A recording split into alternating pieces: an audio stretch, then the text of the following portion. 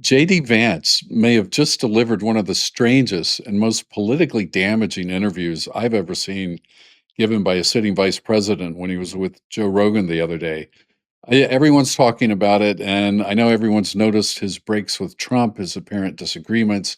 But what really jumped out at me were his breaks with MAGA itself.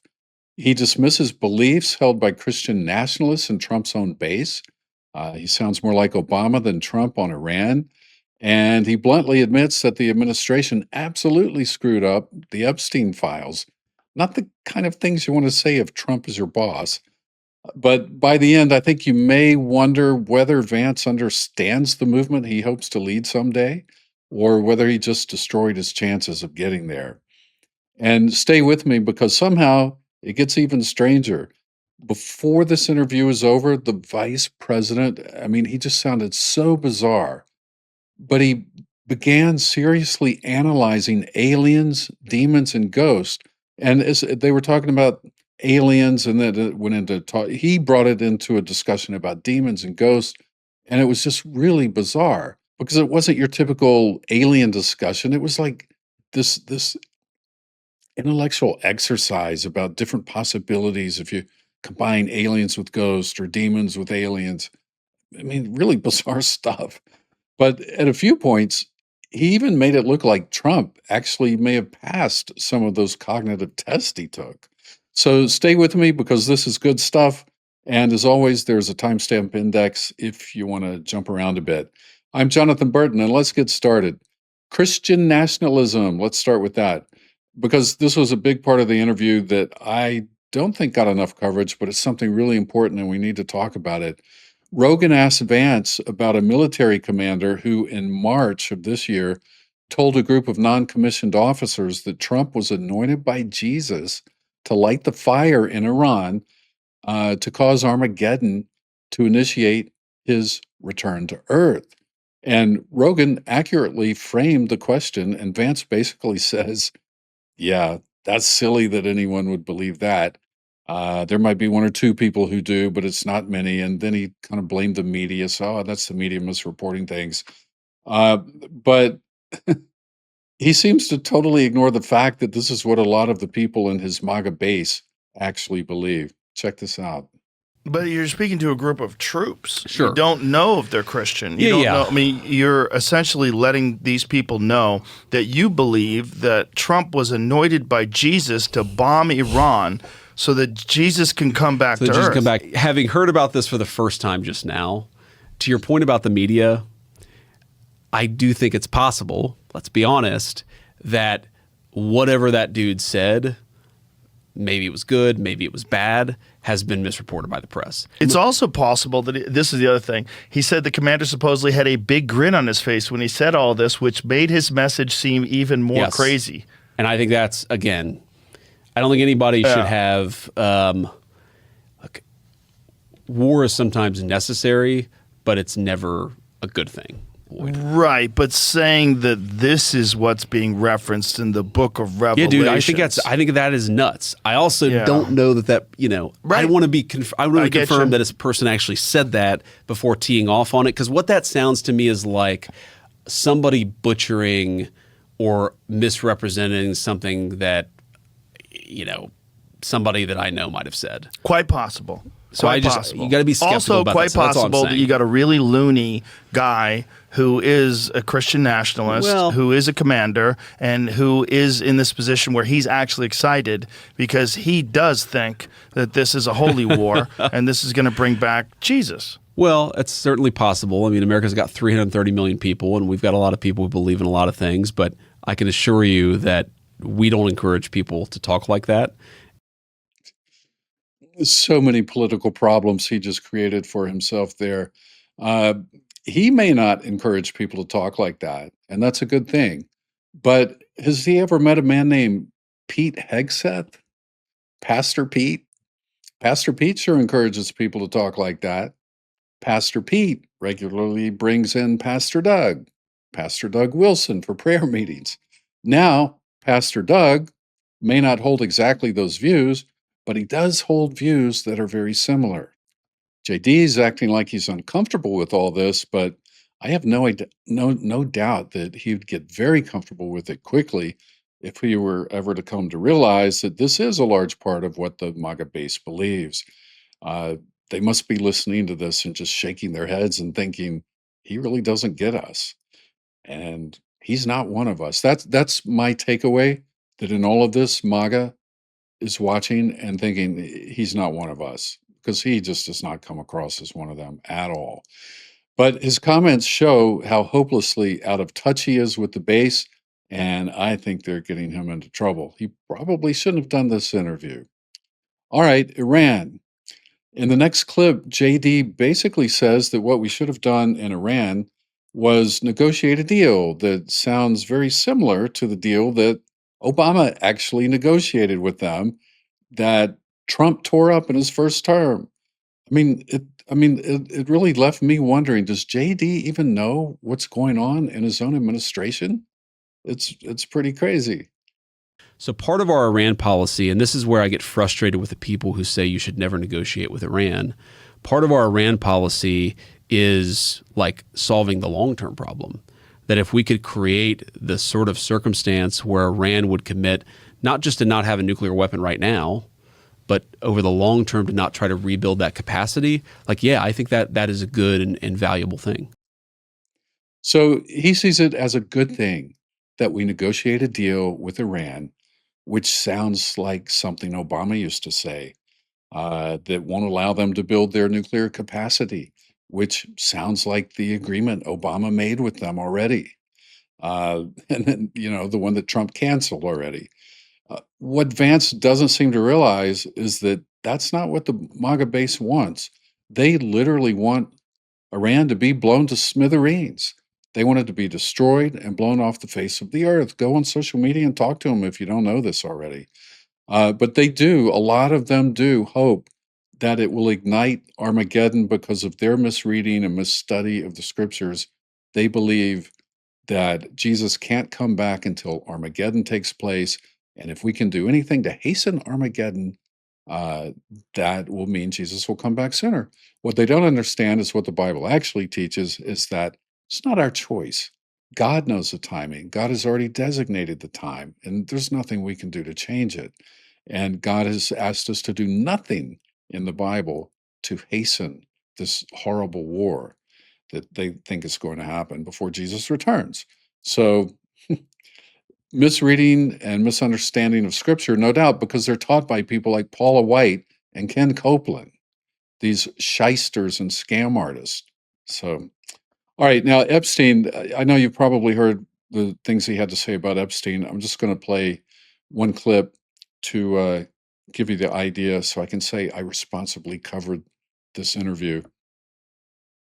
Say this with all candor, like we absolutely screwed up the comms of the Epstein files, like we just did. But do I think the reason we screwed up the comms is because we were trying to hide something? No. No, okay, well, there are only two small problems with this.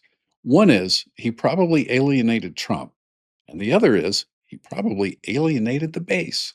So just two problems, though. But first, he didn't come out and say we screwed up. He said we absolutely screwed up. So, I mean, he emphasized it. And if he keeps talking like that, he may be well on the way to becoming the next Mike Pence because Trump don't like talk like that. But he also alienated at least part of the base as well, because there's a group within the MAGA base that does actually care about seeing the Epstein files released. And I think most of them don't. Look, you got to understand their whole thing with Epstein. The only reason they cared in the first place is they saw it as a way to attack Democrats. They thought Democrats would be all over the files and there wouldn't be any Republicans in them. But as some have come out, they're finding out there are a lot of Republicans in there too, and a few Democrats here and there, but no high. I mean, Biden's not in there for sure. Clinton's in there. So, okay, let's look into that. But it's not anything like what they thought. They wanted to find Biden and Obama, and they somehow thought Hillary might be in there as well. But for them, it was never about Epstein. It was about what can we use to attack the Democrats. And when they found out this wasn't going to be like the end all and be all, be all and end all weapon, they kind of gave up on it. But there is that hardcore base that really did want this to happen, and they did want the files to come out. All right. So they've kind of lost their enthusiasm for the whole thing. The biggest group of them, the ones that only cared about about using it as a hammer on the Democrats. But there Yeah, is the that Biden. oh, sorry. There is that segment that does care and wants the files to be released and doesn't trust the government at all. Even the Trump government they don't trust, and all of this is making them trust it less. So when he said the reason they screwed up wasn't because they were trying to hide something, that segment simply isn't going to believe that because they think it was because they're trying to hide something and they're going to resent Vance for saying it. And it'll just add to their suspicions that he's been co opted by the deep state. He's coming off as a deep stater here. He really is to them in the way they think and look at things. So nothing good can come from that answer, JD. You did not do yourself any favors here at all. And all right, let's talk about deflation. He says we're having deflation now. Prices are plummeting and they're lower than ever before. I mean, the guy's like deluded. Yeah, the Biden administration inflation was terrible. Got up to 9%. By the way, I think today's CPI report is you had deflation in the United States. We actually had prices coming down, which is good because the Iran war, gas prices came down. But like Gas prices have come down now because of the Iran war? no, compared to where they were a month ago. Right. So they're not down from the beginning of the war, but they're down from where they were a month ago. So you had a good CPI report, a consumer price inflation report today. But my point is, yes, I don't ever get to the 9% inflation of the Biden administration. Yes, the Trump administration has had a much better record on inflation than the Biden administration. Nothing close to 9%, even in our worst month. Honestly, I'm getting so sick of them repeating this lie, this mantra that we're doing so much better now than Biden because inflation was 9% under Biden and it's only 4.5% now. Yeah, it was 9% under Biden for a couple of months in his second year, thanks to Russia starting a war against Ukraine on the heels of all the economic disruptions from COVID. Now, when we used to give those excuses and say he didn't have control over, they say, you're just making excuses. He controls everything. Well, now when we point out that Trump really has no excuses because he does control everything and he has controlled tariffs and the Iran war, they say, oh, no, it's just we have to do this right now to, short-term gain for long-term, short-term pain for long-term gain and all that nonsense about we have to have a war because of this and that, and the tariffs are good for the economy and nonsense.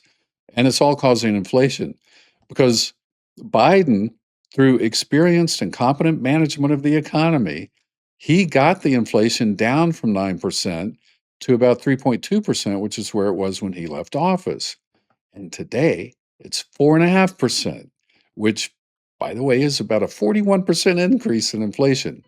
Not inflation is 41%. I'm not insinuating that, but to go up 1.3% when it's 3.2 is a 41% increase. So good job, Trump. Good job. But yeah, it is a good bit higher than it was in Biden's last year. Oh, and the increase under Trump can't be attributed to external factors outside of our control, like Russia doing something we didn't expect or a deadly disease taking over the whole world. But this stuff that's happening now, the price increases under Trump, are directly traceable to his actions, to actions he's taken since becoming president. The two biggest of which are the tariffs and the Iran war, both of which were his decisions of choice. All right. It was his decision to do both of those things. And deflation, please, JT, my gosh, we're not experiencing deflation. Gas prices are still $1 higher, at least today, than they were months ago, 4.5 months ago, before they started this war. And just because they've come down $1 from their high about a month ago, about a month or two ago, when they were $2 higher than they were before the war started, doesn't mean we're better off. We're still more than $1 higher now than we were a year ago. Today, when Biden left office. That's right. So today I saw our gas prices here where I am, and they are $1.12 a gallon higher than they were on February 27th of this year, the day before the war started. So where I am anyway, gasoline is 42% higher today than it was 4 months ago. So don't just get on there and start telling us we're having deflation or that prices are going down. They're going down to a level still much higher than they were before you started your tariffs and this war. Okay, Ghost, I'm literally saving the best for last. This is truly bizarre.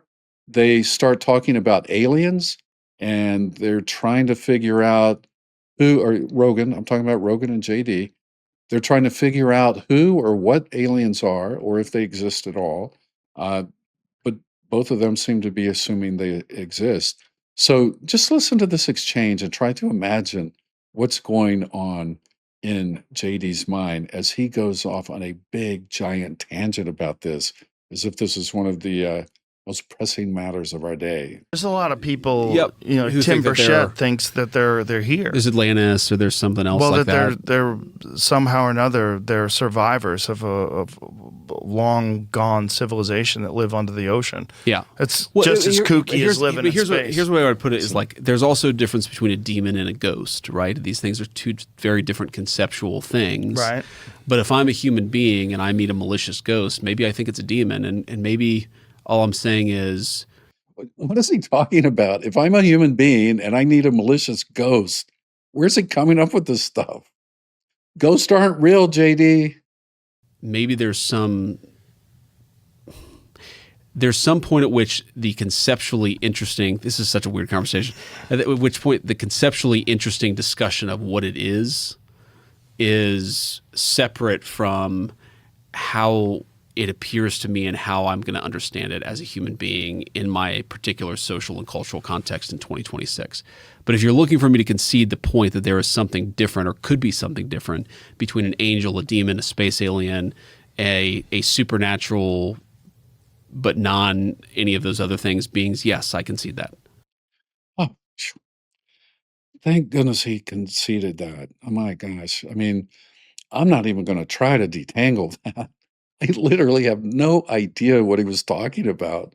But I just think it's bizarre that a man who wants to be the next president of the United States, following this one, this current president, is even wackier than the current president. Oh my, unbelievable, right? I'll bet you anything that anyone who knows him personally and was watching this, like his wife or his advisors or Peter Thiel and all the hangers-on who want to ride with him to the White House, I guarantee you they were just shaking their heads and thinking, "Shut up, JD, shut up! Not this subject, not now." You know they were, especially his wife. I bet she was just like, "Oh God, JD, please stop talking." But you just heard a vice president say, in all seriousness, as if he were talking about tax policy and ruminating around about the various aspects and angles of tax policy. He was talking about ghosts and aliens and demons. And he said, if you're looking for him to concede that there's something different between an angel and a demon and a space alien or a supernatural something or other, something that's not any of those things, then he'll concede that they are beings. Wow. Just wow. Really. Oh my gosh. Oh, I didn't know. I don't know. I mean, couldn't he have just said, no, I'm not going to speculate on something I can't see?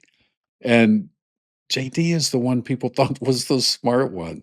He literally makes Trump look like a genius. Like maybe he did pass all those cognitive tests. Anyway, if you have your money on JD as a top contender for 2028, you got to get your money back before it's too late. All right. All right. I'm Jonathan Burton, and that's it for me. Thanks for watching. I'll see you soon. Take care.